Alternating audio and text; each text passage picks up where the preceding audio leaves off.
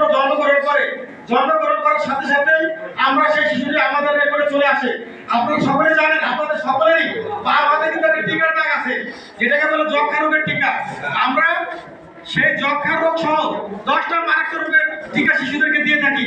রোগগুলো হচ্ছে যক্ষ্মা, ডিপথেরিয়া, কুপিং কাশি, ধনুষ্টঙ্কার, তারপরে হলো হেপাটাইটিস বি, পোলিও, হিমোভাইরাস ইনফ্লুয়েঞ্জা জনিত বি, নিউমোকক্কাল নিউমোনিয়া এবং 15 থেকে 49 বছরের যে আমাদের মহিলারা আছে তাদেরকে আমরা ধনুষ্টঙ্কার রোগের টিকা দিয়ে থাকি।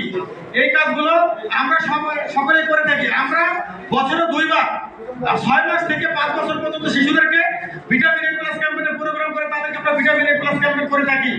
আমরা বছরে 2 বার প্রাথমিক স্কুল এবং হাই স্কুলে আমরা কৃমিনাশক ক্যাম্পেইনের প্রোগ্রাম করে থাকি। আমরা প্রত্যেক মাসে প্রাথমিক বিদ্যালয়ে আমরা স্বাস্থ্য শিক্ষা প্রোগ্রাম করে থাকি।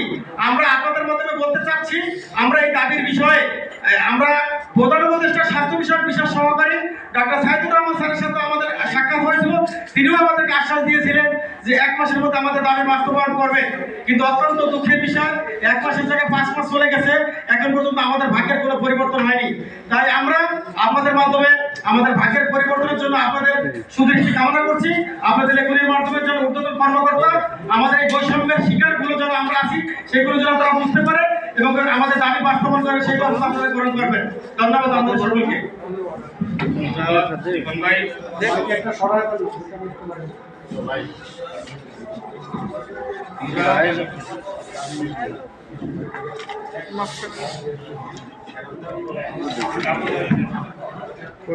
ধন্যবাদ। আমাদের এই সংবাদ সম্মেলনে আজকে এই পর্যায়ে বক্তব্য রাখবেন আমাদের কেন্দ্রীয় সমন্বয় পরিষদের মুখ্য সংগঠক এবং বরিশাল বিভাগীয় কমিটির সংগ্রামী সভাপতি জনাব জিয়াউল হাসান কাবুল ভাই। কাবুল ভাই আজকে সংবাদ সম্মেলনে বক্তব্য রাখবেন। বিসমিল্লাহির রহমানির রহিম। উপস্থিত প্রিয় সাংবাদিক ভাই ও বোনেরা, আসসালামু আলাইকুম।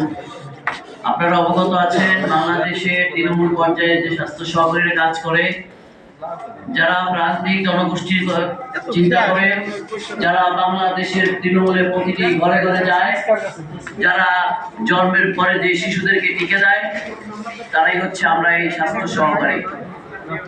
আপনারা অবগত আছেন, দীর্ঘদিন ধরে আমরা অবহেলিত বৈষম্যের শিকার। তাই সর্বশেষ কর্তৃপক্ষ বারবার আমাদেরকে নিয়ে টান বাহানা করছে। কর্তৃপক্ষ আমাদের দাবি দেবে বলে দিচ্ছে না।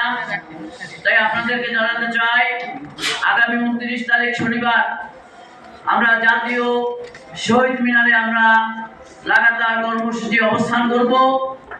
সেই অবস্থান আপনাদের সেখানে সহযোগিতা চাচ্ছি এবং আপনাদের মাধ্যমে স্বাস্থ্য